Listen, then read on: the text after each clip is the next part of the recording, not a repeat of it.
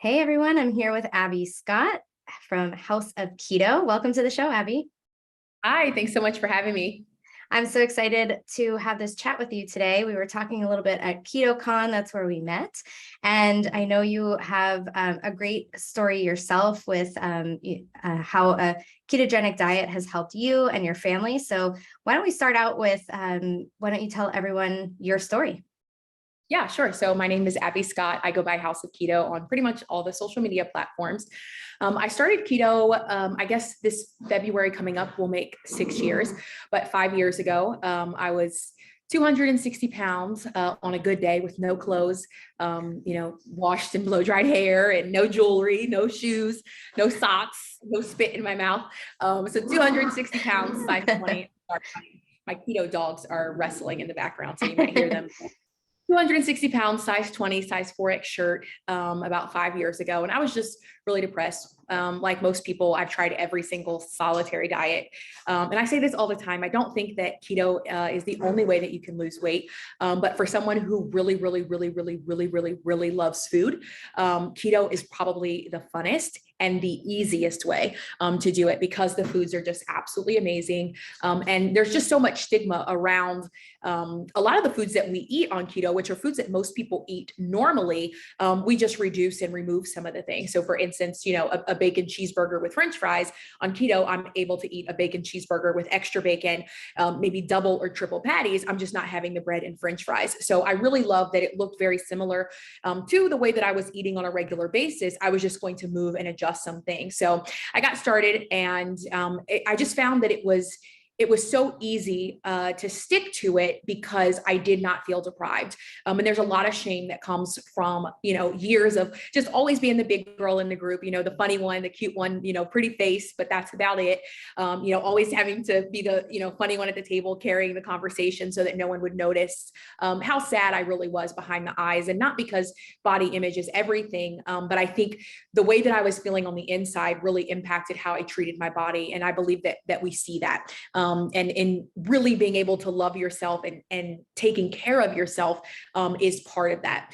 So keto really just helped me get something that I was able to stick to. And I didn't feel like it was that normal Monday through Friday diet, come 5 o'clock, you put on I called them my fat girl pants. And I would just start ordering Papa John's pizzas. I literally used to eat 4 Papa John's pizzas a week, large pizzas, crust included, with a 2-liter Dr. Pepper every single time. Like if I didn't call Papa John, they would call me, like, to make sure that I was okay. That's how bad it was.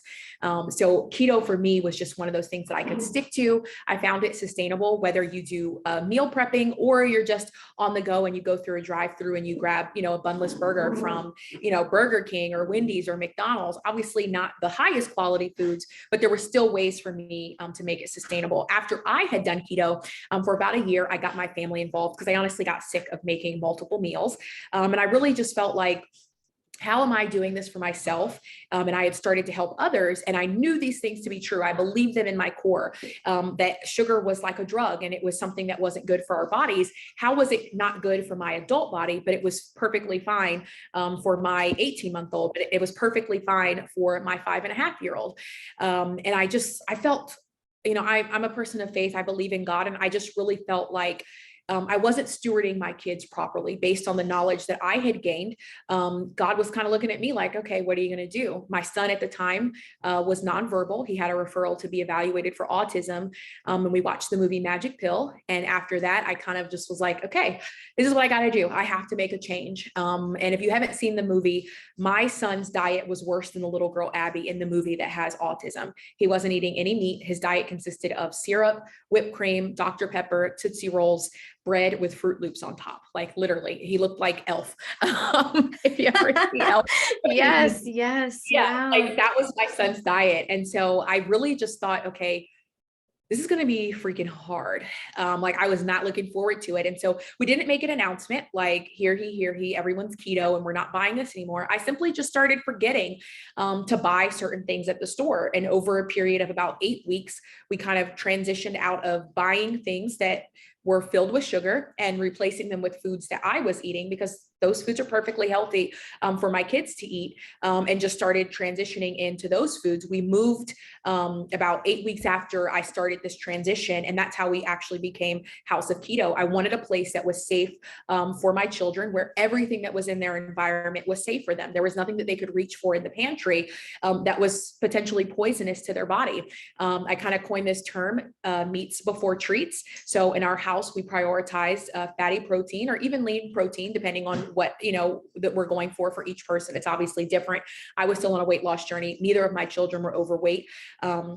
So they were eating more fatty protein. I mostly stuck to, leaner cuts of meat, but meats before treats. Once they ate their meat, then they could go into the keto treats, because I didn't want to replace, goldfish for a keto snack that was still not necessarily the best. So we stick to the rule of just trying to buy foods that don't have nutrition labels. And the foods with labels, we usually save those for after we've eaten our foods without labels. And I'd say once after that 8 weeks, and we fully had a house that was set up with ketogenic, low carb, sugar-free options for the kids, within about 2 to 3 weeks after that. So we're on month 2.5 now. My son Huxley, who was about 2 at the time, we saw him go from grunting and being nonverbal to starting to speak, starting to put words together, and then eventually putting full sentences together. And now he eats primarily carnivore diet. He eats like almond flour crackers and occasional keto treats, but the kid literally never stopped speaking. So we've kind of made it our mission to just kind of help families find ways that they can reduce sugar in their home. They don't necessarily have to declare themselves, a keto household, but just if I can get you to look at your kids' drinks and maybe swap that out. One of the biggest places Americans get their sugar is from their beverages. If I can just get you to switch those out and find healthier options, then I feel like our mission is moving forward and progressing. Wow. I have full body chills. I'm like tearing up. Before I was a nutritional therapist, I was a speech pathologist, and I did that for 10 years. I worked in nursing homes with adults. And then when I burnt out from that, I worked with pediatrics, and I was working with a population with many children on the autism spectrum. And at the same time, I was learning about all this stuff for nutrition for myself, because I was reversing all these disorders and chronic health issues in myself, and saw, some really amazing testimonials of just like what happened with your son Huxley, that these kids were becoming verbal and gaining, communication skills and reducing self-stims and all these autistic behaviors, and their skills were just, it was the children were transforming. And I was so intrigued, and I started studying under Julie Matthews, who has a program, Nourishing Hope for Autism.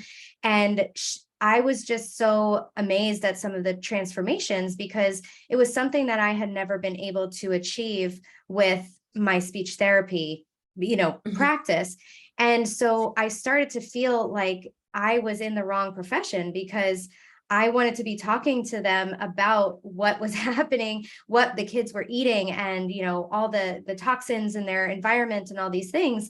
And I wasn't really allowed to legally because of my license. Yeah. And so, with the parents who I had very good rapport with, we'd kind of talk on the side, and any little change that I would see them do, it was like these giant leaps forward that would have taken months or years of therapy. And so originally, when I started studying nutrition, I wanted to work with kids on the autism spectrum.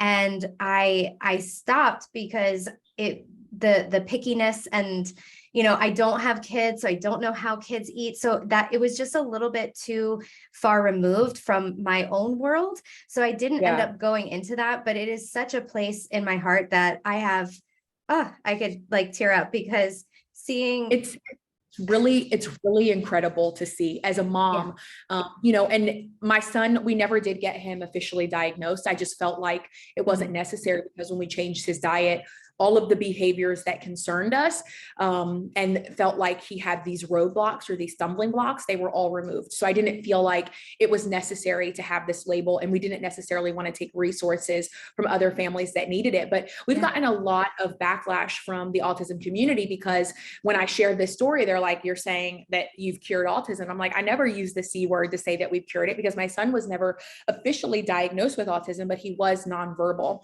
And they were like, well, I could never do this. This would never work for my child. But I found that 99.9% of the people that say this will never work and I could never do this have never tried. And it is difficult. It is literally, it was one of the hardest things that I've done. Watching my son struggle, and not even be able to communicate basic needs or wants as a mother, it is gut-wrenching. And I completely understand that there are children, that there are functioning adults that are nonverbal. And if that is what happens with a child or with an adult, then so be it. I don't feel like you need to push and make a child speak. But as a mom for my son and for our family, I felt like I want to make sure that I am not unknowingly causing him to have these roadblocks mentally that are the fault of really myself. He's 2 years old. He doesn't make the shopping list. He has no idea that food even costs money. Like, I don't even think at the time he was aware of the fact that he was a functioning human. They're just walking around looking for stuff and playing with stuff. But I'm like, okay, I'm responsible. I'm the one that's bringing these foods in the house. So if I can just change the things that I'm bringing in the house. I mean, my children had a plethora of food available to them, from, just a hamburger all the way up to lobster. That's one of my daughter's favorite things to take to lunch with her. Good taste. Huxley eats primarily salmon and ribeye. Like, this kid is not deprived, by any means, but I'm like, he wasn't even eating things like, most kids eat, like Dino Nuggets or Chick-fil-A, but is it possible that I could offer my son a ribeye cut into small pieces instead of a chicken nugget, and could this potentially help his brain? And I really had to get down to the point where I asked myself, what is more important, my son's health or my convenience? And a lot of the foods that are available for children are convenience foods. It's because parents are tired, they don't have the time, and it's easy to just throw Easy Mac in the microwave. You can even pop the Dino Nuggets in the microwave. The kids don't care whether they're crispy or not, they'll eat them soggy. And I'm like, okay, if I can change my diet and fix the fact that I am overly tired all the time, might I have 10 extra minutes a day to prioritize my son's health, to put him in a position where I set him up for success, not just in his childhood at 2 to 5 years old, but even as he grows up and he starts entering school, as he starts entering high school. Could my decision right now with my son set him up to be able to have the best job possible and be a CEO or a boss somewhere instead of someone's 9-to-5 employee? And that was a decision that I had to make. And it was hard. There were days where I wanted to be a lazy mom. And we share on our page lots of different hacks, from bulk making, ground beef, getting the kids involved, and just having these things that are easily accessible for them to go and grab. I can make a meal that is as quick as it is to make Easy Mac and pop in Dino Nuggets. I can do those things, but I have to decide what's more important. And if I didn't feel like I deserved it for myself, there was no way I was going to be able to do it for my children. And I think sometimes parents get stuck because they haven't done it for themselves. They haven't prioritized themselves. So it's really easy. Like, if I'm wearing my jacket, why wouldn't I put my jacket on my kid? If I'm making sure I'm not getting hit by a car, I would definitely make sure my kid doesn't get hit by a car. But we have adults that have basically put their health on the back burner, even their mental health on the back burner. And then they're trying to take these children and make them as healthy as possible. And that's not fair. Personally, I feel like if mom is eating a pack of Oreos a day, kids should be able to eat a pack of Oreos a day. It's not fair to say to a 5-year-old, I can have it, but you can't, because they don't understand why you can have it, but they can't, unless you wait until kids go to bed. And it's going to be apparent you're making these kids eat these healthy foods, but you're 200 pounds overweight because you're eating these foods when your kids go to sleep. You've got it in a house. It's just not fair. So I just learned that I have to figure out now what's more important to me. And my son's health, in the long run, it was going to take way more time if I didn't make those decisions that I needed to then to prioritize his health and not my convenience. And now I don't have to deal with, the things that we would have had to deal with had he stayed nonverbal, and finding ways for him to be able to communicate with us. So it's far more convenient for us now than to having to deal with those health problems later. Right. And I love, I'm just going to extract some of the things that you said that I really liked. just the idea of being deserving, that like so many moms I see out there, they're trying to do everything for everyone else, and they are sacrificing their health by doing so. And we need, like, all the moms out there, you are deserving of health. And, you know, that old saying, like, put on your oxygen mask before you put it on your kids. Like, you can't pour from an empty cup. Like, all these cliches are so important, and they're, you know, they're cliches for a reason. They're popular sayings for a reason, because they're true. And so you are deserving of really good health and vitality. And sometimes I like the idea that the whole family is doing it together. Everyone's in it together, because you're prioritizing every single person in that household and saying, we all deserve to feel our best. And that's what this is about. It's about feeling your best, functioning your best, so that you can all have the best life possible, and that you have those options available to you. And of course, you're not saying that if everyone just changes their diet, autism will not exist. That is not at all what you're saying. So I just really want to highlight that, because I know that people can tend to twist words and things like that. And what we are saying is that there is a really big possibility that a lot of functions of a child, no matter what the diagnosis, will improve as you improve that child's health, metabolic health, neurological health. So it goes back to, we need to look at what our kids are eating, because it's going to affect their behaviors, their function. I mean,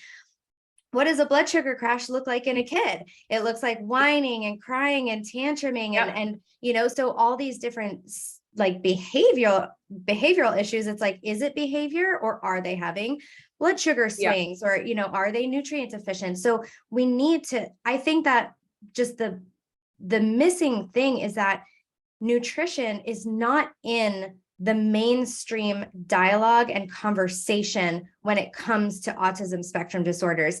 And I think that it needs to have a seat at the table. Any medical, please. Yes. 100%. Like, your vet will ask when you call and say the dog's sick, they'll ask if the dog ate anything. But you know, with health issues that I've gone through, no one's ever asked me what I've eaten. Never, not once. No. Even when I take a prolonged fast, like, I'm seeing doctors every 3 days when I was dealing with my breast disease. Not one doctor ever asked me, even if I was eating, nonetheless, what I was eating. And so I don't understand how we can put something in our bodies all day long, around the clock. Most Americans eat around the clock. I think I saw something recently that said like 13 times a day. I think it's like, more. Yeah. So, but it's like, crazy. Every time you take a bite of something, and I'm like, yeah, it is way up there. Every time we do that, we're putting something in our body, and we don't have there's like no common sense here to think that possibly what we put in could affect what we see and what we get out of it. It's like, oh no, this has absolutely nothing to do with it. Like, you could have swallowed a whole Hot Wheel car. Nobody ever asked. Like, you know, they don't get to that point until they do an x-ray and they see it in your stomach, and they're like, oh, did you eat a Hot Wheel car? It's like, oh, yeah, I did. You know, and that could be the whole problem, but they're running around giving medications and trying to fix symptoms that are really a cause of what we're putting in our body. And if it happens with our body, how could we not believe that it could happen with our children's body? And even so, they're much smaller. You know, they're a quarter of the size that we are, half the size that we are. It's affecting them even more so than it is us. And half of the billions of dollars that they spend, the food industry spends on marketing to these little tiny people that have no jobs, should tell us there's something wrong. You know, every time they're watching a movie or a show, there's 20 to 30 commercials of toys and gummies and juices and gushers. And it's just like, these kids don't have any money, but they're just brainwashing them to think that they need these things. I'm like, they don't even have jobs, but my kid's coming to me telling me I need this candy or I need this toy, because they're brainwashing these kids. And it starts young. And as parents, we really have to take responsibility for our children and parent them. Like, all you got to do is step up and parent them. And when parents say, oh, my kid would never, your kid would never if you won't. So if you don't, your kid will never. So if you continue to bring goldfish and apple juice in the house, then I expect your kid to eat it. If someone brought and offered me that, I'm probably going to enjoy it. But if you have healthier options in your house and that is all you have, that's what your kid's going to have to reach for. And when we teach kids in keto, we teach it in a really simple way. Stop, start, repeat, and keep. And it's literally just stop, doing what you're doing. Just stop bringing the foods in the house you don't want your kids to eat, because you shouldn't be eating them either. And it makes it so much easier for you to stay on your health journey when everyone's on the same page. You're not the only one in the house that's deserving of great health. Your children are deserving of that also. So stop bringing those things into the house, and it makes it so much easier. But if they're there, I am of the mindset that they have the right to eat it and enjoy it. It's not fair to bring those things in front of a child and expect them to understand self-control and discipline. Most adults don't have it. And we can see that by the way that we treat our bodies, because we just reach for it because it's there. Start buying the things that you want your family to eat. We are curators for our children. So my kids get to choose. People are like, well, can they choose keto? They can choose between what we have in our house. They can choose ribeye, or they can choose salmon, or they can choose a burger. Those are their options. But dino nuggets and goldfish is not an option because that's not here in my house. So we start bringing the things in the house that we want the kids to eat. And then we repeat it. I'm sorry, I can't remember which one comes first, keep or repeat, but then you keep doing that, and you have to repeat those actions even when you get tired of doing it. And you have to keep being the parent. You are the parent. You get to make that decision unless and until the child moves out of the home and they become an adult and responsible for themselves. You get to make those decisions. So I look at sugar the same way I would with alcohol. There's a time and there's a place for it, but it's not right now. Even in adulthood, you don't want to see people consuming it in excess. So it's not an option. People are like, well, he should be able to have gushers. Why? Should I give him a shot of whiskey also? Well, he's missing out on being a kid. Okay, well, he's also missing out on being an alcoholic. Should we start now? Or there's the mindset of, well, if you don't give it to him now, he's going to be addicted to sugar. Okay, well, my mom never let me try heroin, and I'm not a heroin addict. So your math is not mathing here. But if I raise my kids and teach them what it looks like to have a healthy diet, then they can know, okay, we might be able to have these things on special occasions, holidays, or a weekend, or their special treats, but they're not using and abusing food the way that we have taught ourselves. And really, no fault to our parents, but it was really the way most of us were raised. If we had a bad day at school, or we had a breakup or whatever, our parents gave us food. They gave us ice cream or took us through the McDonald's drive-through. We teach our kids that, hey, you're worth more than that. Let's have a conversation about what happened. Let's talk about our feelings. And if afterwards, if we still decide to go get ice cream, or mom still decides to treat you to McDonald's, that is something in addition. But we're teaching their brains that the reward system for pain or sadness, or even when they've had a great day at school, is not food, because my children are worth more than that. You are worth more than a pint of ice cream. No matter how amazing it is, you are worth more than that. And I'm teaching them from a very young age that their feelings are important. Talking about and communicating, that's important. And what we're really doing with our children is breeding food addiction, food disorders in childhood. It's disordered eating for you to have 50 grams of sugar before you get out the door for school. That is out of order. We should not be doing that. And then expect the kid to sit still for 7 hours and never make a sound and be able to get everything right. It's just not fair. We're setting them up for success. But if I teach you the proper order in which we use these foods, like, okay, you might have a donut at the fall festival, but it's not something that we do every single Saturday morning. So now you know, hey, this is what we do in community. We might celebrate with food, but together in groups, not like I used to do when I first got my driver's license and go through 5 drive-throughs in an hour and eat in my car alone because I was battling anxiety and depression. I'm teaching my daughter, hey, when you have a bad day, we're going to talk about it. We're not going to self-medicate with food, because you are worth more than that. And I believe that's something that's not really being talked about. People are quick. I mean, we've gotten our account shut down for child abuse because of the healthy lunches that we pack our kids. And I'm like, really? But you've got these videos on TikToks of these parents stocking the refrigerators and cabinets, and they look like convenience stores, and that's okay. I'm like, you're setting these kids up for failure. And then you're having to put them on medication because they can't focus. Like, the parents should be on medication for doing that to the children, but they don't want to take responsibility for that. And we get so much flack when we say it. People are like, oh, you don't understand what I'm going through. I have 2 children. I've been doing this. I've been a child myself, and it works if you do it. But if you want to just prioritize your convenience over your children's health, then you're right. It's not going to work. It's not convenient when you first get started, but it is so much easier if you follow those simple steps and set yourself up for success, and just remove the things that aren't supposed to be there. My kids don't have the option to eat goldfish because they're not in my house. And if we have them on a special occasion, they know they don't come back across the threshold. We don't bring them in the house. And if they're in the house, it's for a special moment. I don't care how much is left in the bag. We're throwing it away. We're not the clean plate club. I don't believe in that. Like, just clean your plate so that, grandma feels good, yet we're destroying our bodies. No, we will throw food away if we don't need it because it's waste. And I'd rather it be in the trash can than in my kid's body. I love that. So many amazing and empowering nuggets that you're sharing here. And I love that, I love that I'm able to bring you on here and you're able to have this conversation as someone who has lived it and who is empowering other people to do so from a place of, I have been there myself. It is really hard and it is so worth it. And it'll probably be the best thing that you do for your family. If I did that, I would sound like I was preaching because I, I don't, Yeah, people know you you don't know she's how never, hard, you don't know because you've I never know had how a hard kid. it is. Yeah. I So know how hard it is. I can say from yeah, experience, it's hard. yeah. It is hard. Yeah. But it gets easier because when you just don't have, people are like, oh, my kids would never eat this. Well, then they won't eat. And when we first transitioned our kids, my daughter was so much easier. She was 5.5, 6 years old, but my son, those first 2.5 days, I cooked him so many different things: ribeyes, shrimp, lobster, pork, salmon, chicken. I cooked around the clock. Like, I was exhausted, and I wish I would have prepared a little bit better, like had some things ready, but these amazing meals, these amazing plates, anytime he asked to eat, I had it for him, but it wasn't goldfish and syrup. So he didn't want it and he would push it away. He would cry, he would scream. And we had this rule: we do 3 minutes at breakfast, 5 minutes at lunch, and 7 minutes at dinner. And then it's like 2 minutes if they ask for a snack, that we try to get them to sit and focus on only food, with their attention just on the food. So no iPads, no toys, no games. And then after that, we move on. But it was hard. Those first 2.5 days, he refused just about everything. He would lick almonds, he would touch food. And then by day 2.5, he started eating. But I knew it's not possible for a human to starve to death. Like, you're just not going to do it. We're literally designed, as gross as it sounds, to eat another person before we starve to death. But if you have the choice between eating steak and chicken, you're going to have to pick one, because goldfish is not an option. They're like, oh, that's child abuse. What if I don't have money for goldfish? What if I don't have money to go to the store and get goldfish right now?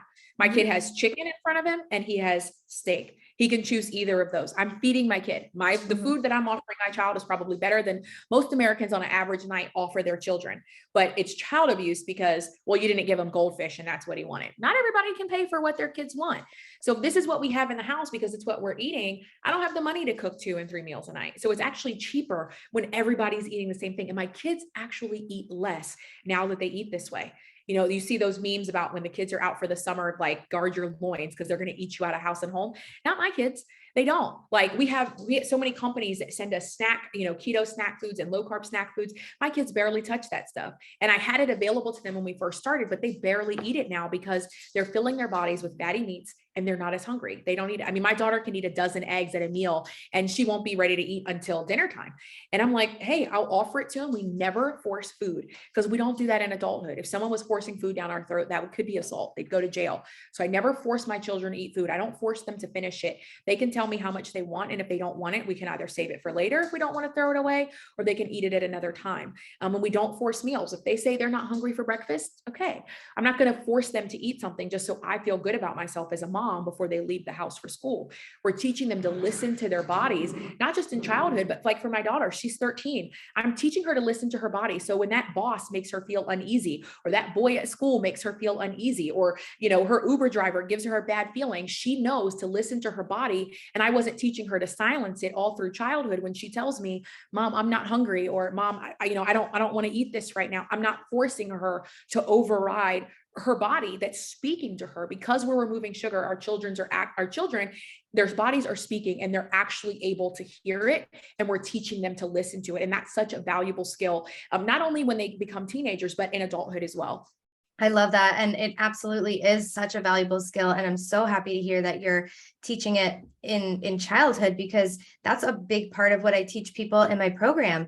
And, I had some students who are on week 2 of my blood sugar mastery program, and they're like, what I did this week was I started paying attention to how I felt after I ate. And that's a huge win for people. But if we taught this in childhood and we didn't have the signals being messed up from the highly palatable foods, from the blood sugar swings. So when I was younger, if I was in the mood for something, it was a processed carbohydrate because my body was running on processed carbs. I was a sugar burner. I had, food cravings because I was eating these highly palatable highly processed foods. So Yeah. the feelings that I had from my body, I couldn't trust those feelings. But when you eat a diet of all real food, when your blood sugar is really stabilized, you don't have those cravings. And so what your body is asking you for, you can listen to that signal and trust it. And so I think Yeah. that's a huge piece of what you're doing. And it's so, so important. And I also just wanted to pull out that I love the fact that you said modeling the behavior that you want in your kids or that you expect from your kids is really the first step, because we can't expect kids to do things that we don't do ourselves. And so we also, I always saw my mom going to the gym whenever, like through my whole life, she was always going to the gym. And that's something that I'm like, oh my gosh, I need to go to the gym. Like it's instilled in me, like I need to work out because I saw my mom doing it. She prioritized that. And so we do what our parents are, we look at what our parents are doing and not as much what they're saying. So they're going to want to copy you. They're going to want to get in the kitchen with you. And it's such a wonderful learning experience and opportunity for connection and language growth and, all sorts of things. And even just the textures, getting kids touching the foods can help with aversions, and smelling them and things like that gets you, halfway there. And they make something, they can be proud of it, and they can get connected to the food and see kind of not necessarily where it comes from, because we're not on the farm or in the slaughterhouse, but like closer than just, oh, I have this microwaved meal out of a bag or something, Exactly. Yeah. So I wanted to talk about some specifics. So, someone is listening and they're like, my whole family, I want to get my kids eating healthier. I want them to have, I want to care about their blood sugar. What are some first steps that you recommend to your clients and followers? So that model that we teach, stop, start, keep, repeat. And it's so simple and it's easy to remember. Just stop. So I don't want to make 3 meals a night. I don't want to make 3 meals a night either. So stop. I don't want my kids to drink so much apple juice. Stop buying it. I don't want my kids drinking Capri Suns. Stop buying it. The first thing that we did was we just stopped bringing those things in the house. So like I said, we didn't make an announcement. We just stopped. I think my daughter thought I was an idiot for the first couple of weeks, because she started making grocery lists for me. And then she's like, maybe I'll come to the grocery store with you, because how come mom just cannot remember Chef Boyardee? Like, do you know we're out of juice? And I'm like, oh, are we? I could have sworn I got some. No, I don't see it. To check the cabinet, to check the garage. Maybe there's some. No, it's gone up. Oh, well, what am I supposed to drink? I don't know. You can drink water, or you can swallow your spit, And so then we stopped bringing those things in the house. And then I started bringing in the things that I wanted them to eat. So like, for instance, one of the replacements we did is Ultima Replenisher. It comes in so many different flavors. It's 0 calories, 0 sugar, 0 carbs, and it's fun for the kids to drink. I think the recommendation on the package is like 5 and up. But to be honest, I didn't even know that back 5 years ago. So, my son started drinking it at 2 years old. So flavored electrolytes. Yeah. Yeah, flavored electrolytes. And you can make it, people are always worried it's going to taste like salt because it's electrolytes. And I'm like, no, Ultimate Replenisher doesn't. It actually tastes like you're drinking a juice, and it comes in so many different flavors. And my kids, once we remove sugar, they actually felt like it was too sweet for them. So we make it the recommendation, like half of what it is, and water it down, add even more water, because for them, it tastes super sweet. I can get my daughter to do anything for a pint of blueberries, because to her, they taste super sweet. So we just started replacing things, bringing things in the house like Zevia. If, my daughter wanted to have a soda, at the time we were using Smart Sweets and Chalk Zero to replace candies. And we even did that for things like holidays. So like for Easter or Valentine's Day or Halloween, I found alternatives to the things that my kids liked. And now we don't really need those things as much. But for like Halloween, we would let the kids go trick-or-treating, and they could pick maybe 3 to 5 of the little candies that they would get. Everything else they could trade in for either, a keto, because I can't go around to every house like, here, give my kid a keto friendly treat, but let's go around, let's participate, let's have fun, because you don't want to isolate them, and let them pick out 5 things. And most parents eat their kids' Halloween candy anyway. The kids aren't getting all of it. And I mean, if they really did, they could eat off of it for an entire year. I mean, it's way too much sugar, but let's trade this in for some keto friendly sweets. But then also you could trade it in for, depending on how old the kid is, anywhere from $5 to $20.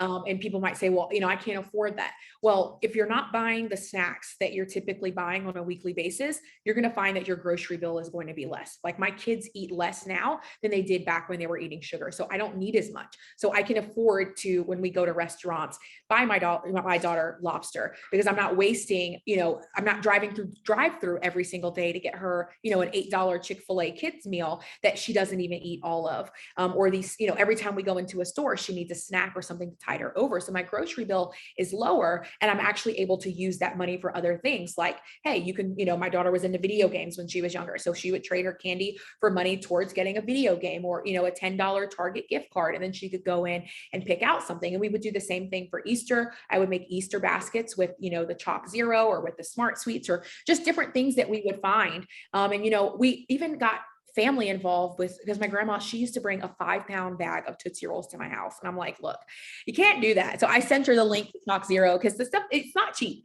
I sent her a link. I'm like, here, you want to bring a 5-pound bag of candy? Go on Chalk Zero, order them something that they can actually eat. Or we got her switched over to like doing chocolate covered strawberries. We would make chocolate covered strawberries for Valentine's Day or something like that. So there's definitely ways to do it. Now that my kids have been doing it for 5 years, we're at the point now where they understand, hey, sugar is not a regular part of our life, but on special occasions, holidays, birthdays and stuff like that, it might be something that mom allows. But back, the first 2 years that we did it, we did every single holiday, keto, low carb, sugar-free, every single birthday. And now just because the kids are older, they're in school, they pack their lunches. But there might be, my daughter has a Chick-fil-A day on Monday. She asked me ahead of time, hey, mom, is this something that I can participate in? And my thing is because I come from food addiction, and the clients that I help, the same thing. It's not just, I wasn't just overweight because food was so good. I had a food addiction, and it was something that I learned in childhood. And so I was making decisions for food based on being highly emotional, whether I was happy, celebrating something, or I was depressed and had anxiety. So if we make that decision ahead of time, I know that the decision to eat this food is not connected to an emotion. So we have no idea how Penelope, my almost 13-year-old, is going to feel on Monday. She's a teenager, so emotions are all over the place, but we can talk about, hey, can I have Chick-fil-A on Monday with the rest of my classmates? Sure. Because we're not making that decision based on, you feeling sad because you decided not to, audition for the school play or whatever. We're just doing it because, hey, this is something that we're going to partake in together with our class. And I don't necessarily want them to be the oddball out. And I know some people take the very strict approach where they never, ever, ever do it. And coming from my background, like, I think I say it and I say it in a funny way, and I mean no disrespect, but I feel like I'll always have the mindset of a big girl. I never want to lose that mindset of what I was in when I was a size 20 and almost 300 pounds, because I really feel like it allows me to relate to the people that I help, and saying, we don't want to eat broccoli every single day. A broccoli, and kale spinach smoothie just doesn't sound appetizing, and when I was looking to get help, I couldn't find anybody in the space that looked like me. Everyone that was there helping looked like they didn't even like donuts. Like, what are donuts? I tell people all the time, I'm never going to lie to you and tell you that cauliflower mac and cheese is better than the regular stuff, because it's not. Now, can we get by and make something taste really, really delicious? We can, but I'm not in the business of making like keto versions of this, because honestly, it takes way too much time, and it's not going to be as good. And if you're someone that's used to eating these regular foods, you're going to be pissed, and you're going to be pissed that you wasted your money. So just finding these alternatives by stopping and starting. And it's really easy to then just keep doing those things. When you get tired, when you're like, this is too much, keep doing it. Stop, start, keep. And then you just repeat it over and over again. So if you feel like you're messing up, or something creeps back in the house, you don't know how, but you got a 2 liter of Pepsi, stop. You get rid of it right away. You don't wait until Monday. You don't wait until the next meal. You get rid of it right away. I have dumped out so many things, and I feel I don't feel bad for it, not one bit, because I know that it's better for it to be in the garbage. And, people get so mad. We've made some spoof videos, like we've showed our healthy fridge, and it went viral a couple times on TikTok, and people were so mad because there was so much produce. So I was like, you know what? Fine. I went out, I spent about $70 and bought like all the junk food that I could find and just like packed my fridge with it. It was beautifully organized. Then all the comments that I get are, "You're so wasteful. I can't believe you're going to waste this," because I knew I wasn't going to let my kids eat it. And I'm like, I'm proving a point here. Like I'm trying to, I'm being a smart aleck. I'm showing you guys, okay, fine.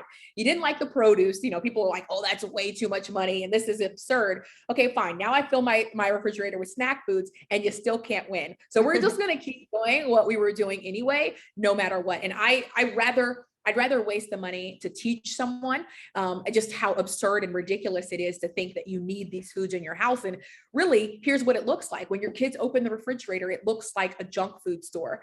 And that's not what it should look like. And you can just, it's so much easier if you just stop bringing it in the house. We don't even go down those aisles. There's nothing. I tell my kids all the time, there's nothing down there for us, baby. Nothing, nothing. If there's a product, mom will know about it. We'll order it on Instacart, but there is nothing for us in that aisle. So we don't even go there. Yeah, that's great. And so what are you mentioned the Chalk Zero, you mentioned the Zevia, and in terms of, what your kids eat, portable things, do you do like hard-boiled eggs and like real food, kind of, like beef sticks and stuff like that? Yeah, what are some? Yeah, I mean, I cook a couple pounds of bacon a week. I believe bacon is a portable snack. We have car bacon. So, Car bacon. I mean, like the same way most parents would carry around goldfish, we carry around bacon. The same thing with meats. My son might have a burger that's left over, and he'll eat it room temperature. So I'll cut it up, and we've got little bags of meat. Like I've been in a movie theater before, pulling out a bag of tri-tip that I cut up. So we don't. You are my people, Abby. when we think convenience food, we think stuff that's already prepackaged, but we can take a lot of the stuff that we eat and just put it in mason jars, and now it becomes portable. But I've also learned that the need to eat constantly and have portable foods is an American standard diet way of thinking. Yes. People will say to me, "Well, what are the sides with this?" And I'm like, it's bacon. Like, you don't need a side, or it's steak. You're in this mindset of, I need, my main course, I need 2 sides and a biscuit and a salad to make this a complete meal. Or this is a breakfast food or dinner food. I might eat steak for breakfast, and it might not be with eggs. I might make a keto friendly lasagna and have it for breakfast. Like, there are no rules. That we have to get out of this mindset of, well, what's a portable breakfast that I can eat? Well, I can tell you some. But honestly, I tell my clients all the time, I'm like, if you have to eat while you're driving, I would rather you fast, because I want you to take that time to sit and focus on yourself. And it doesn't take 10 minutes to eat breakfast. Even if you cook something, you make some eggs and bacon, you're not going to sit down and eat for 10 minutes. So you can meal prep that stuff, and it might take you 3 or 4 minutes to actually eat it. But if you don't have that time to sit down and give it to yourself, then why not just fast and wait, because you're worth it. And then when we're mindless eating, like, oh, I can eat this on the go, even my car bacon, I can eat this on the go. I'm not really being conscious of what I'm eating, because I tell people all the time, just because you're keto does not mean you are losing weight.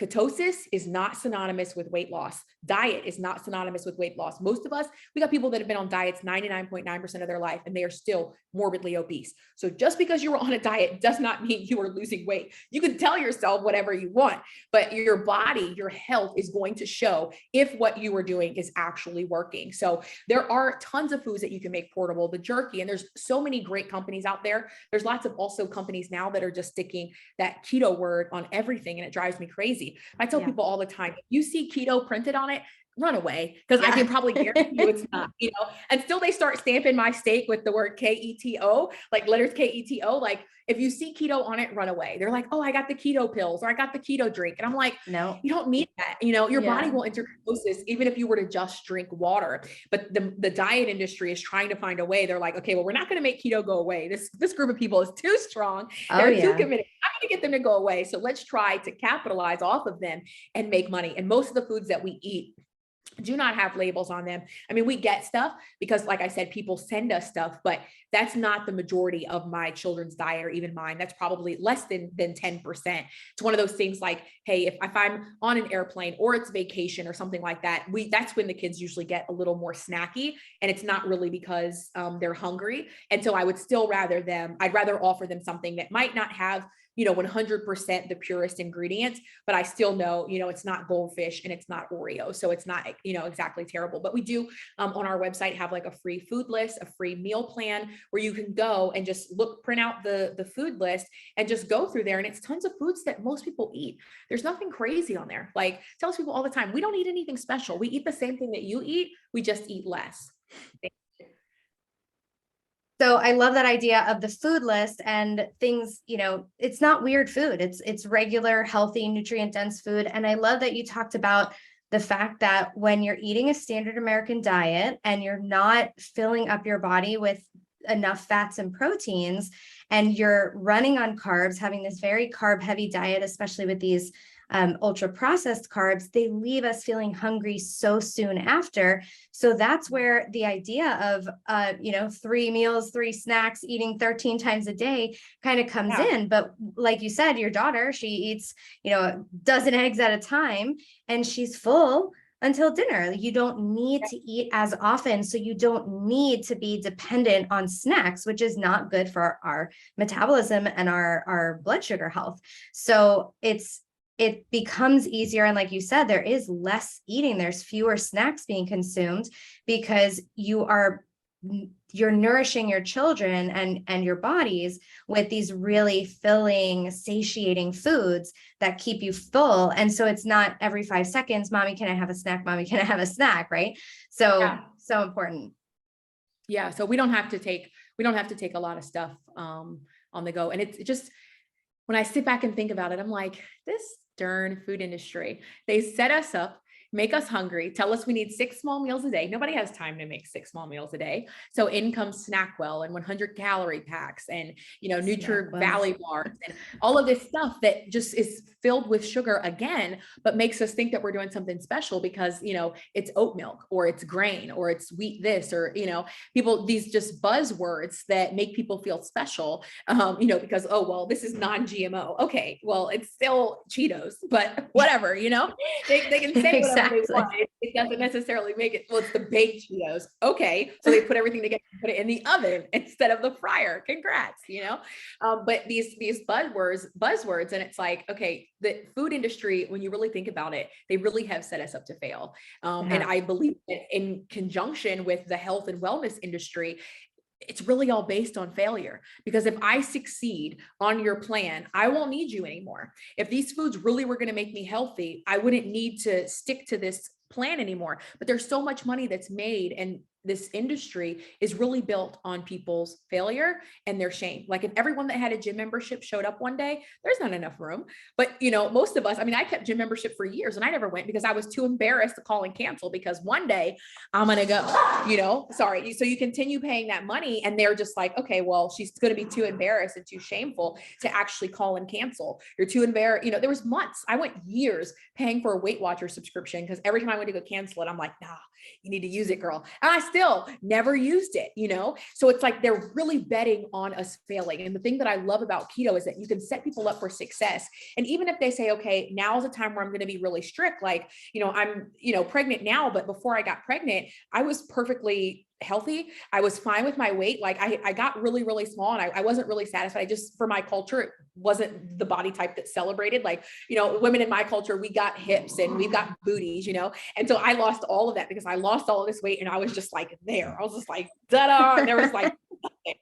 So I was like, I didn't necessarily feel comfortable. So I put a little weight back on, I got some curves and I was like, okay, I feel good. I have fat in the places that I want to have it, where it's celebrated in my culture. So I felt good about it. But then it's like, we put ourselves in this position where we're not going to be successful on these diets if we continue them the way that America has designed them. But on keto, you can take someone and they can be very strict. And once they reach their goal weight, they could even transition to a low carb approach where it doesn't necessarily have to be, I never have a sweet potato or I never have rice, but we're teaching them to be able to listen to their body and to be able to incorporate carbs in at appropriate times and when they're going to be using them for fuel and energy, and not this never, ever, ever again mentality. And for people that are, I say this all the time, my client is not the person that needs to lose 10 or 15 pounds. Like, you don't need my help. My client is the person that is a few hundred pounds overweight, that is too embarrassed to step foot in a gym, that it's actually dangerous for them to step foot in a gym because of how overweight they are, because of how unstable they are, because of how weak their joints are,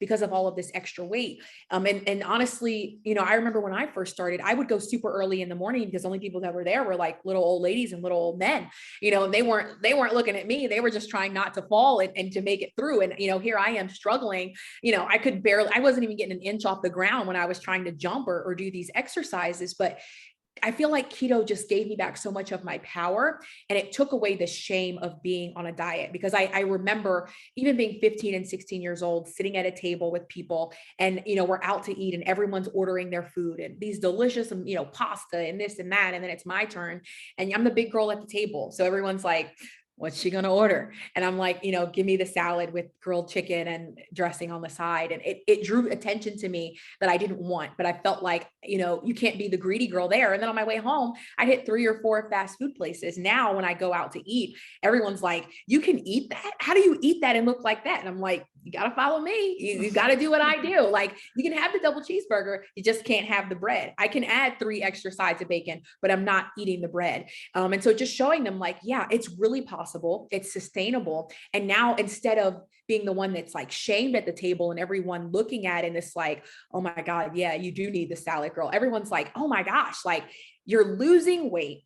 You're, getting healthier and you're eating these foods that are seen typically as unhealthy. And it's like, yeah, you want to know? Do you want to know about it? And that's how I don't consider myself like a keto evangelist. Like, everyone needs to follow me, because those people can be annoying. You're just like, all right, quiet now. But just showing people like, hey, as a girl that's been a size 20 that loves food, like, I will never lie to you and tell you French fries are nasty. I'll choose French fries any day over any vegetable. I don't care how you season it, what cheese you put on top. French fries just taste better than vegetables. But I know that I don't like what they do to my body. And so being able to still have the ability to eat a vegetable with Parmesan cheese or cheddar cheese on top doesn't make me feel so deprived, and I don't feel so shamed.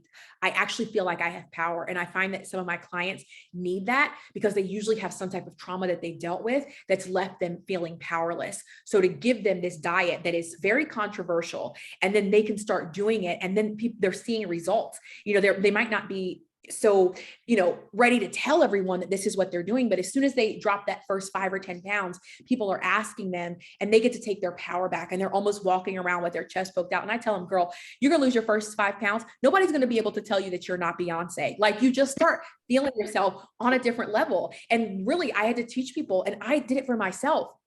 Until you feel like you are worth it, and until you feel like you deserve it, I want you to think about someone who is, and I want you to talk to yourself like that person. So my person was Beyonce. I'd wake up every single day. You couldn't tell me I wasn't Beyonce. I'm just like, Beyonce deserves to live a healthy life. Would Beyonce do this? Nah, because she got to do that, concert. She's got to do this. And that's how I would kind of talk to myself until I said, Abby deserves it.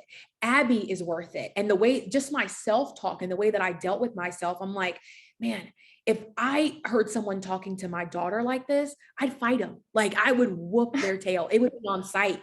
The way that I talked to myself was so disgusting, but I had to reframe it. And until I felt like I was worthy of that affirmation, I talked to myself like someone who was. And then there was able to be that switch that, hey, okay, yeah, Beyonce's cute. She's got it going on, but so do I. And it wasn't that I reached a certain size or had lost a certain amount of weight.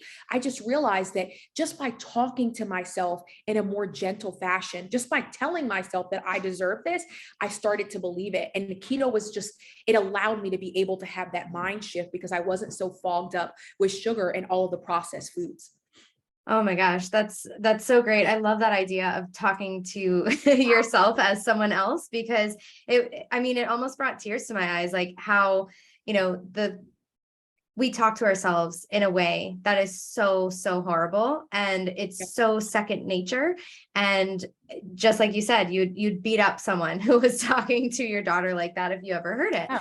And I think that's really good to be able to start saying things and start realizing, Beyonce does deserve this. And then when you can get that natural bridge, oh, and I do too. Wow, I'm really it's a good bridge to start believing it, because we can't go from, oh, I'm looking at my body, that's if it's, 200 pounds overweight, and saying like, oh, I love my body, I'm so thin, like that.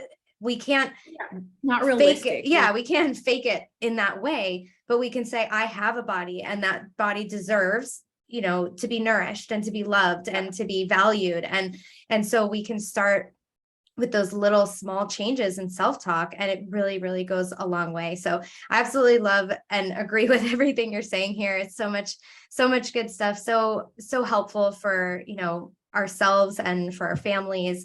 And I really appreciate just all the work that you do, and, for the clientele that you serve, because, everyone, there's a lot of stuff about body positivity, and I don't know what you feel on this, but I do believe that everyone's body deserves to be loved and celebrated, but that also a body that is very overweight and inflamed and in pain is often not a healthy body.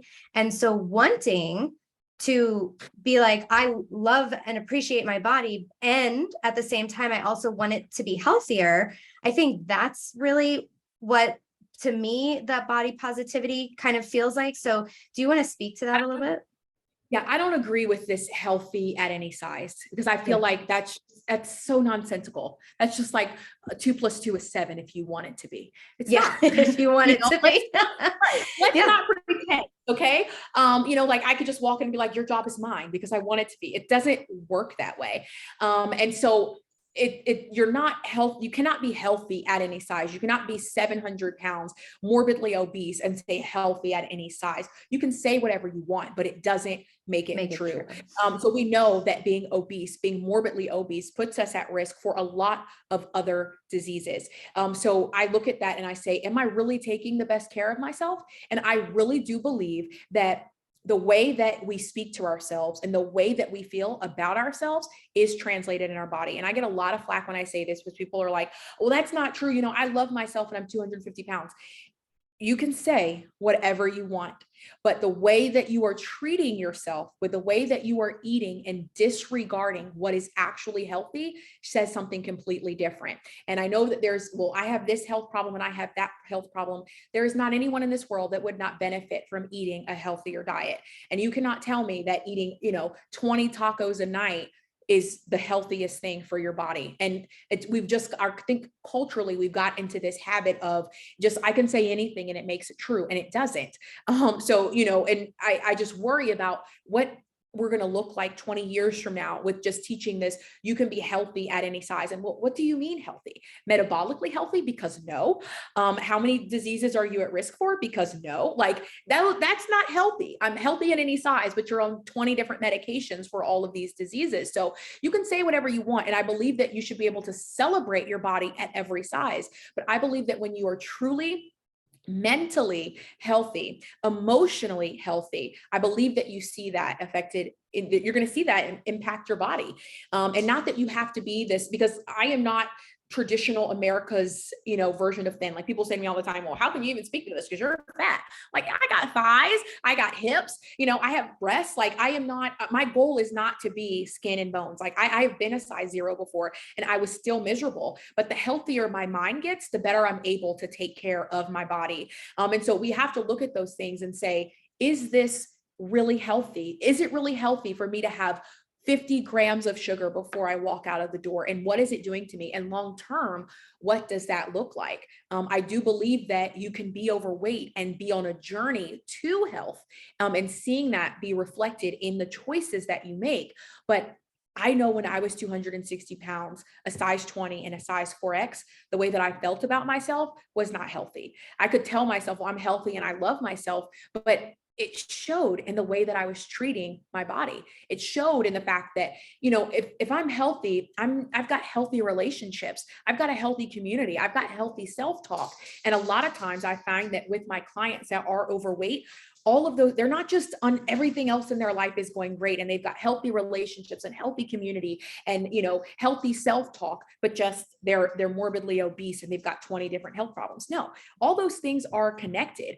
And I truly believe that obesity is really a symptom of other things that we have going on, because we start to neglect our body. We start to try to numb. And that's what I did with food addiction. And most people really don't talk about that. They're like, oh, well, you have an eating disorder because you do fasting. I'm like, disordered eating is eating the way that most Americans eat, eating as much food as we like. It's not necessary. I mean, it's not done in most countries. Having the accessibility that we do to these foods around the clock, that's not normal. It's out of order. And I don't think that people even understand that most people that are obese, it's not just you're overweight because you can't stop eating. There's something else there that you have to look at. Therapy for me has done wonders. I go every single week. If she has extra openings, I take them because it has just been so helpful for me to get it out, because I taught myself at a young age to just stuff and to always celebrate myself with food. And since I learned that I'm worth more than that, like the more I'm talking, the less I'm eating.